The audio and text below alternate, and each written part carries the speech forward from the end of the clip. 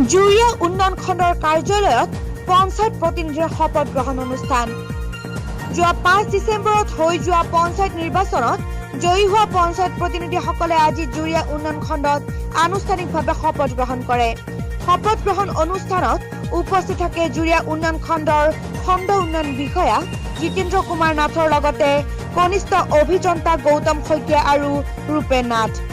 জুৰিয়া আৰু আলিটাঙ্গনী মৌজাৰ মুঠ 22 জন পঞ্চায়ত সভাপতিৰ লগতে 220 জন ৱাৰ্ড সদস্যক আজি শপত বাক্য পাঠ কৰাই খণ্ড উন্নয়নৰ বিষয়াই।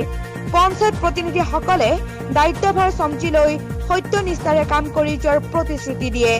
তেওঁলোকে যি শপত বাক্য পাঠ কৰিছে তাত প্ৰতিটো আখৰে আখৰে প্ৰত্যেক প্ৰতিনিধিসকলে পালন কৰিব বুলি আমি সচেতন ৰাইজে আশা কৰিছোঁ। পঞ্চায়ত নিৰ্বাচনৰ বহুত পলমকেই প্ৰায় 1.5 মাহমান পিছত শপত গ্ৰহণ অনুষ্ঠান আজি অনুষ্ঠিত হৈছে আৰু মই ভাবোঁ যে অন্যান্যবাৰৰ পৰা এইবাৰ যিহেতু শিক্ষিত নিবনুৱা ল'ৰা মানুহবিলাক এইবাৰ প্ৰতিনিধি হৈছে আৰু অহা দিনবিলাকত পঞ্চায়তে ভাল অগ্ৰগতি লাভ কৰিব বুলি মোৰ আশা। জুৰিয়াৰ পৰা Dilwara Hussain report, news 13 north east Assam.